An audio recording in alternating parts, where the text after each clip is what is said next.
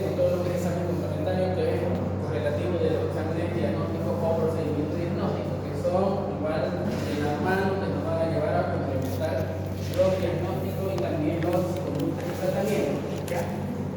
Entre ellos, que algunos ya hemos visto en práctica, algunas que son complementarios o que son procedimientos que vamos a tomar, que son el papanicolado. ¿No? Algunos hemos visto que el papanicolado es un estudio citológico que nos ayuda a la prevención del cáncer cervicuterino, también al estudio de las células que vamos a encontrar ya sea camativas o descamativas en la parte exocervical y también endocervical, ¿no? Y lo podemos encontrar. Pero en realidad, en la parte de procedimientos, nosotros tenemos que ver que es un procedimiento que nos va a dar un diagnóstico certero. En casi un 98% nos va a dar un diagnóstico certero. Pero siempre, como les digo, lo que estamos viendo aquí a cabo de actividad y lo que quieren ir, nos vayan viendo el que vamos a hacer en las prácticas con el muñeco, con el espectro, con todo esto. Lo ideal es tomar una buena muestra, porque de qué sirve que si ustedes encuentran en la parte del cuello, el cerebro y que toman la otra parte, no nos va a servir para nada. Entonces, tenemos un estudio específico que nos va a ayudar a determinar temprano un tipo de cáncer cervical, ¿no? Vamos a evaluar el estado hormonal. Como dijimos, hay tres tipos, ¿no? Que es la parte microbiológica, otra hormonal, ¿no? Y vamos a encontrar el estado de la persona, si es muy joven, adulta, mayor, vamos a ver, ¿no? Porque el papanicolado simplemente lo vamos a hacer en personas jóvenes o en edad fértil. También personas que ya tienen climaterio y la menopausia. También. Por el riesgo de que de un cáncer cervicuterino en la menopausia. Es el caso que muchos pacientes posterior a eso vienen con sangrado y no sabemos cuál es la causa. Y muchas veces puede ser un cáncer cervicuterino que no se ha realizado. Y también, como les dije, pacientes que se hayan hecho una ítero o un ítero, hacer un ítero, sacar el útero que es que sea total o subtotal, muchas veces no hacemos nosotros a veces el papanicolado.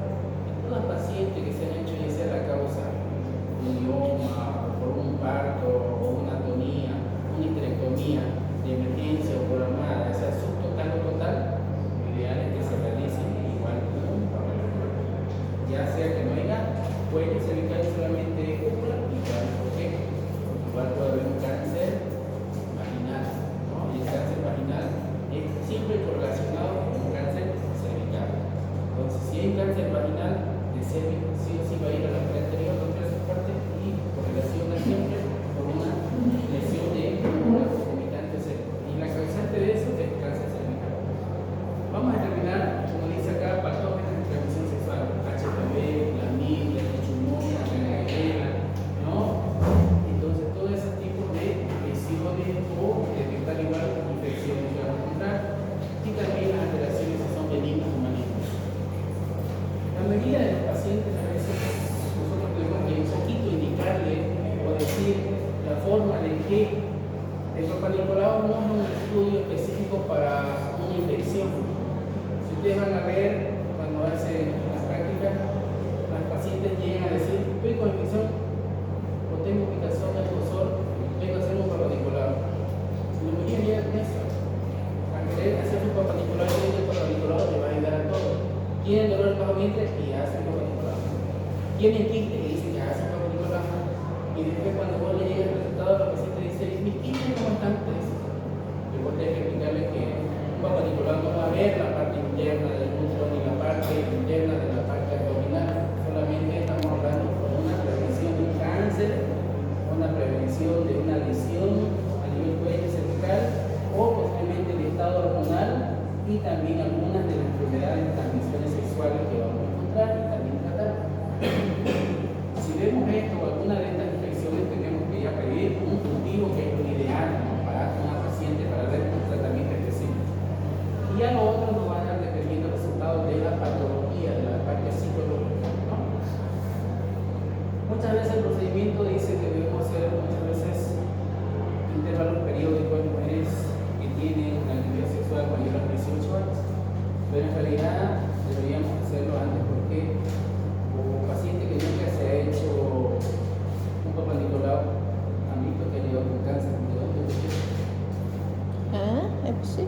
el HPV se puede transmitir por vía vertical. Sí. ¿Sí o no? Si tener relaciones puedes tener una causa de HPV, porque el HPV es la causante de todas las patologías y sobre todo el cáncer. Ajá. Por eso es la prevención de la vacuna HPV en niñas de 9 hasta los 13, 14 años. Entonces, hay ocasiones que sí. Entonces, lo ideal no es que lo hagan solamente, que podemos hacer otro tipo de estudio, como un PCR, para saber si tiene la HPV puede ser causante. O también lesiones que pueden aparecer, ¿no? Como las famosas condilomatosis o verrugas. En especial, dicen mujeres más de una pareja sexual, menos de un intervalo de un año, o muchas veces que hayan tenido antecedentes de enfermedades de transmisión sexual. Lo ideal es cada 6 meses, pero por lo menos una vez al año se debería hacer un Papa Nicolau, y vamos a complementar con él, que es la colposcopía. Anualmente mujeres con histerectomía o por cáncer pélvico, enfermedades in situ que hayan tenido o lesiones que son prevalentes para hacer una posible lesión en el cuello como un atropio, una ulceración, o muchas veces que hay pacientes que a veces en lo mismo informe particular nos llega como un cáncer in situ, un clase 2, clase 3, pero no significa que tenga cáncer, ¿no? O causa por sospecha de HPV. Entonces lo ideal en esos pacientes que hay que hacer una colposcopía, ¿no? ¿Cómo qué? Lo ideal, una colposcopía. Colposcopía. Lo ideal, ¿no? Bueno, esto es la forma de cómo tenemos que hacer el tipo o el estudio. No debemos utilizar lubricación en un espejo para hacer la toma funicular. Debemos visualizar bien el cuello, porque a veces no visualizan el cuello, pueden tomar de pared, de vagina, de todos lados. No es lo mismo tomar una muestra correcta que tomar una muestra de cualquier parte, ¿no? Por eso dice que una lesión de estómago pulmonar es la unión, obviamente, ¿no? De estómago, que es lo ideal. La mayoría de los casos, el cuello está así, y el orificio externo cervical y la unión que estamos pulmonar es esto. Entonces la muestra es lo cervical todo esto, ¿no? Y la exocervical es donde meten el cepillo y tiene que tomar hacia adentro por lo menos unos 1 centímetro para tener la célula correcta. Porque a veces no toman la forma correcta y no vamos a encontrar nada. Porque es localización exclusiva de esto, la unión escamocolumnar, donde el cuello uterino vamos a ver las lesiones o sospechas para encontrar los tipos de lesiones columnar, ¿no? Normalmente les conté que hay una espátula, hay el cepillo y también tiene que tener una lámina, ¿no? Y muchas veces tenemos que tener alcohol al 96% o en otros casos el fijador o el spray que hay en la mayoría de los casos para fijar, ¿no? Y la toma, ¿no? La primera que metimos y la siguiente cervical para ver, ¿no? Dónde vamos a llevar y sobre todo de 160 grados la toma o siguiendo las manecillas del reloj, que son ideal, ¿no? Y colocar otros objetos y fijar. Ponen el espéculo, es la espátula de aire, toman la parte de exo, ¿no? Ponen en la ortopeto, en la mitad, y la segunda introducen el cepillo en la parte interna y colocan en la otra mitad, y eso se fija en alcohol, y obviamente si no con fijador, que es ideal para la toma correcta de ¿no? Y esto es el complementario, la colposcopía, ¿no? La colposcopía igual nos ha demostrado para ver y determinar, solo que la colposcopía ya no se toma muestra. Lo que se hace es la visualización del cuello uterino. Y en la visualización del cuello uterino lo hacemos mediante un tipo de como binocular que se llama colposcopía, ¿no? Que nos va a ampliar muchas veces el tipo, la lesión o la parte para ver el cuello, ¿no? Y nos va a permitir ver si hay lesiones acá. Primero colocamos el ácido acético, que es ¿qué es el ácido acético? ¿Quién sabe? El vinagre, ¿no? Y colocamos el vinagre ahí. Aquí. Entonces ahí nos va a mostrar si hay algún tipo de lesiones acetoblanca, puntillado, y posteriormente usamos el flúor o el yodo que llamamos y tiene que todo completo. Cuando Ah. pinta todo completo el cuellito, decimos que es positivo, ¿no? Y muchas veces cuando hay una lesión en una parte de aquí del cuello, nos va a pintar todo menos esa partecita. Ah. Entonces nos va a decir que hay un tipo de lesión, ya sea un ectropio, ya sea una posible ulceración, sospechoso por HPV, que es la mayoría de los casos, y en la mayoría de los casos que hay que hacer una toma de una biopsia, un pequeño fragmento del cuello para analizarlo y ver si no hay posiblemente células tipo atípicas o cancerígenas o malignas, ¿no? Y caso contrario, si eso es negativo, muchas veces el tratamiento solo es una cauterización, una criocauterización, que es una pistolita con oxígeno de hielo y lo congela, otro es quemar con el cauterizador, o en caso que sea sospechoso se llama la conización, que es una pequeña espátula que viene con una asa, que es un pedacito de fierrito que mediante el calor cortamos. Entonces vamos a cortar un pedazo del pollito, pero en forma de cono, por eso se llama conización. Entonces, si la lesión está acá, en el pollito, nosotros ¿qué vamos a hacer? Vamos a tomar un tipo de cono. Ah. Y eso se hace con una asa. Es como un fierrito que por medio del calor cortamos, sacamos ese pedazo de fragmento, cauterizamos y mandamos a patología.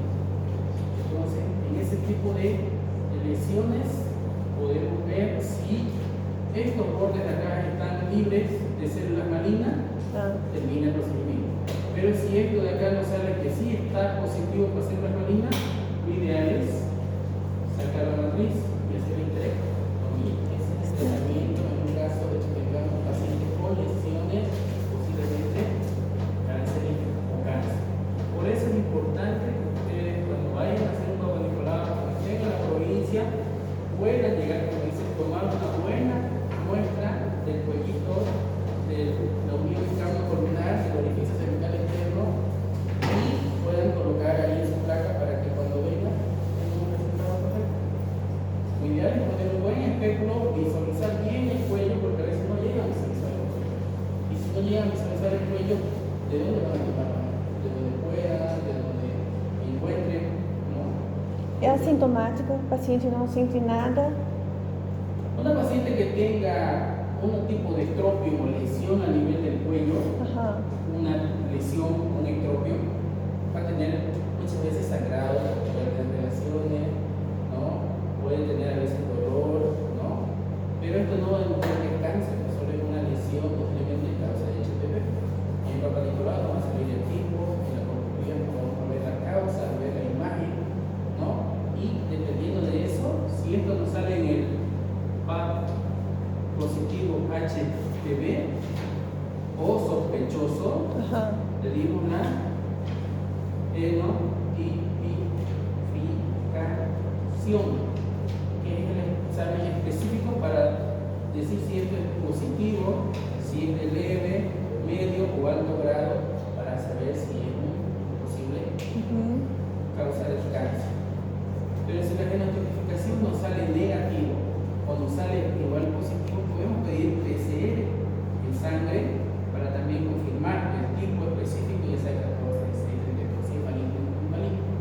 Pero en la colposcopía nos va a determinar y nos va a decir, pintando todo esto, va a pintar todo, y esa partecita no va a pintar. Y la imagen puede ser pequeña, grande, abarca más, entonces nos va a dar características de hacer una biopsia. Y la biopsia es ideal para poder determinar si eso dice que es negativo, no hay problema. Y si nos sale positivo el HPV, podemos solamente cauterizar esta partecita, regenera y 3 meses sin un control.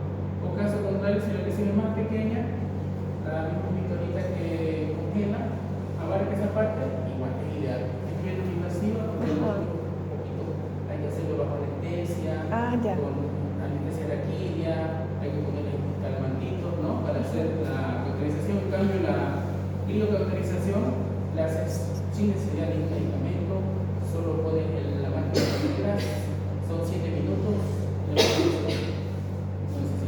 Es un complementario también que aparezca en esta parte en lesiones que sean sospechosas y la causa siempre es el HPV. La mayoría vamos a ver imágenes, ¿no? Para eso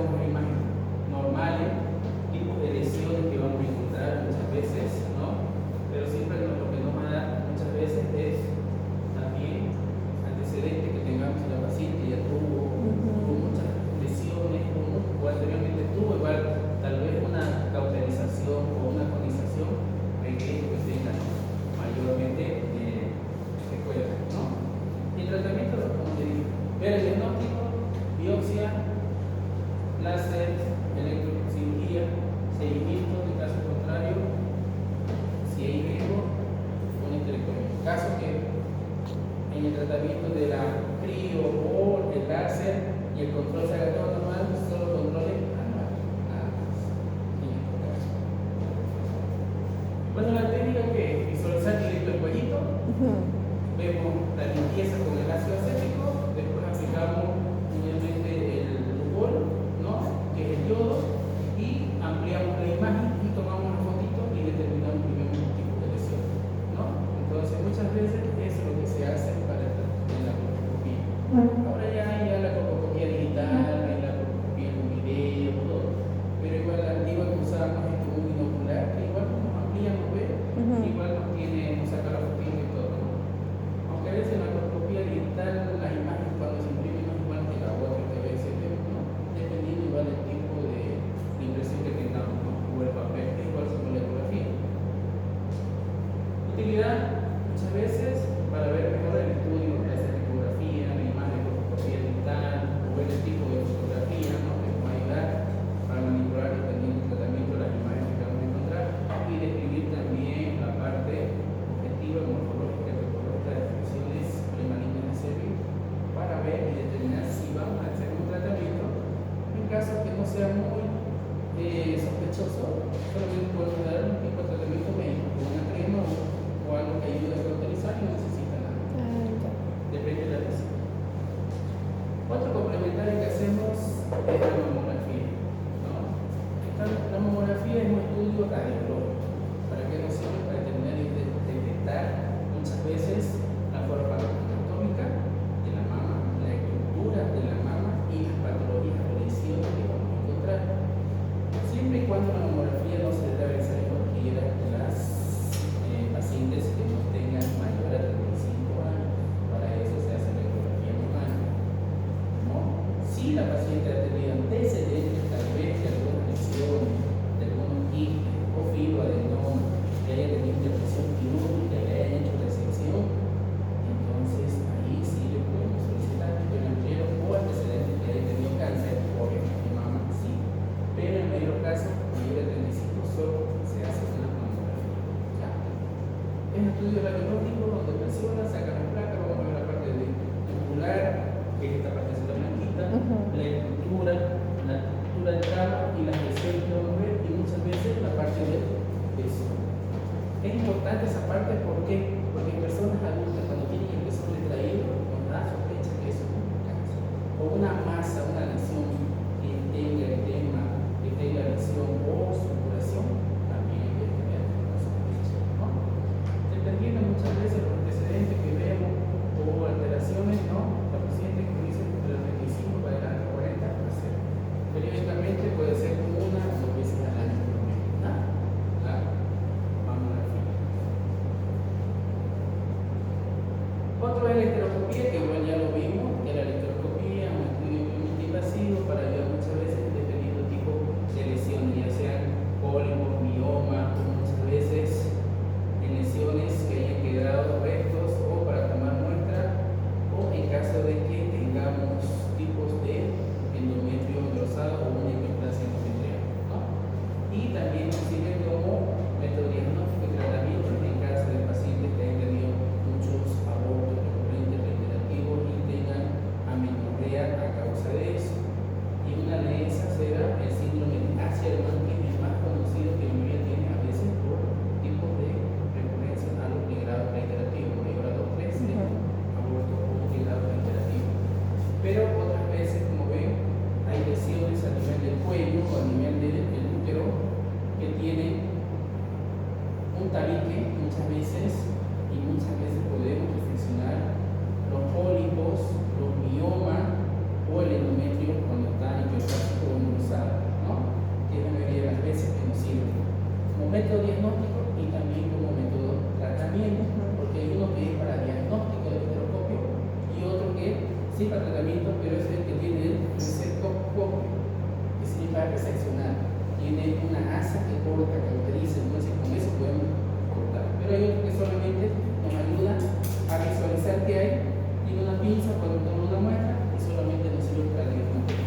Entonces, en los dos casos, hacemos diagnóstico y también tratamiento.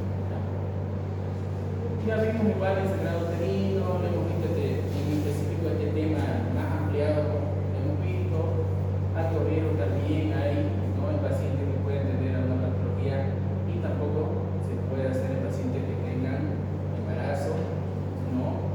Y también muchas veces presencia o efectos que llegan a la cavidad o que hay alguna alteración clínica, ¿no? Y también aparte de que el personal que está realizando no tenga buena destreza o no sea calificado para realizar esto, ¿no?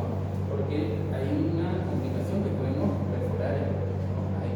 Aunque tiene una cámara, podamos ver, visualizar, a veces el fondo no podemos visualizar dónde está. Cuando entramos con la cámara aquí en el fondo, a veces por hacer la resección sin darnos cuenta, la pared a veces tiene más de 6-7 milímetros y acá sacamos 1 milímetro, podemos perforar o pasar dependiendo del tejido.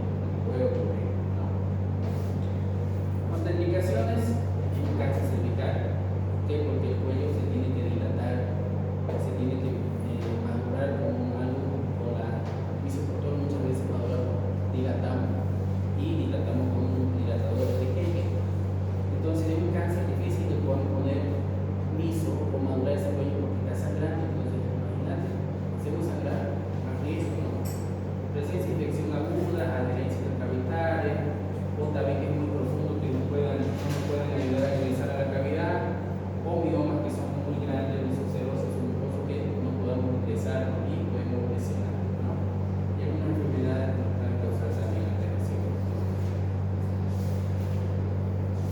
¿No vieron cómo era el equipo? ¿No? Un equipo que tiene una base, una cabecilla interna y externa, ¿no? Que tiene igual los otros pinzas para poder tomar el estudio, también tiene una forma de irrigación y también tiene este otro que podemos poner el cauterizador para hacer tratamientos muy pequeños si son menos de 2-3 milímetros y los tipos de miomas si son pequeños son muy grandes, ¿no?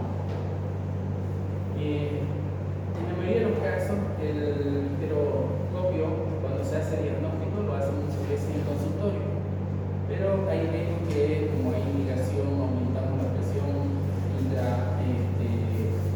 uterina, podemos causar un reflejo vagal y puede haber un paro cardiorrespiratorio como les dije. Entonces la idea siempre es hacerlo con una anestesia raquídea y no debe pasar mayor a los 30 minutos, porque mayor tiempo es riesgo de un miembro global, ¿no?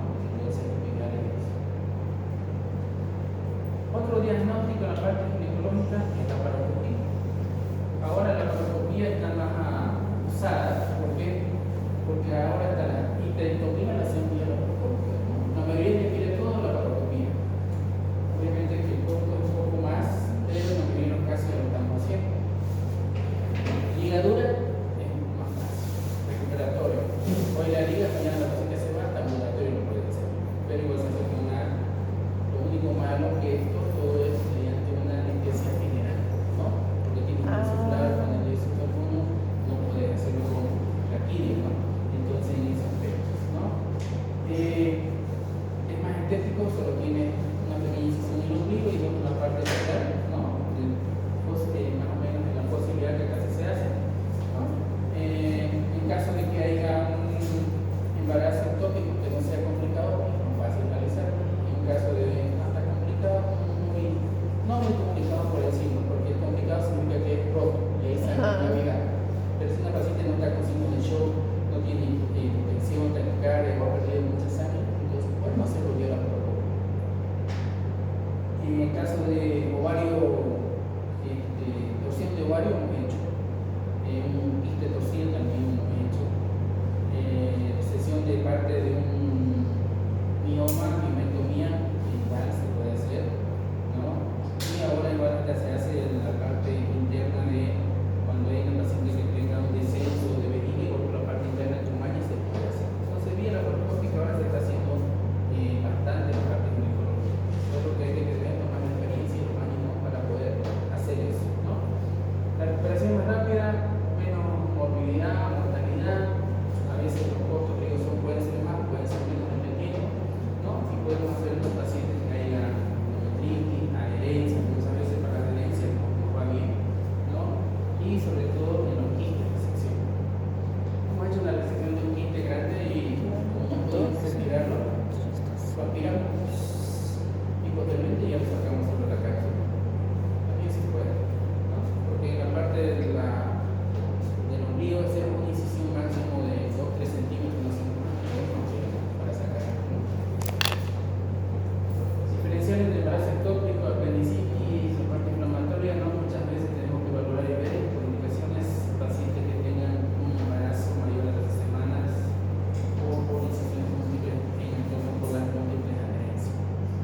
Yo pensé que era por canal vaginal que hacía, no por... La paroscopía, por vía vaginal, es lo mismo por el abdomen, solo que hay que por ver y que se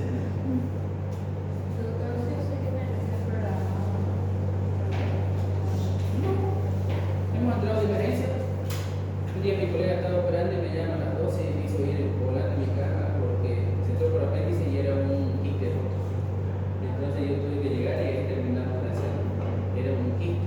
Porque el dolor del quiste igual es agudo, duele, no poder con nada, estás con una sensación así de que te duele como la misma apéndice cuando sientes el adormecimiento. Entonces era un quiste torcido o torsionado y él entró por apendicitis.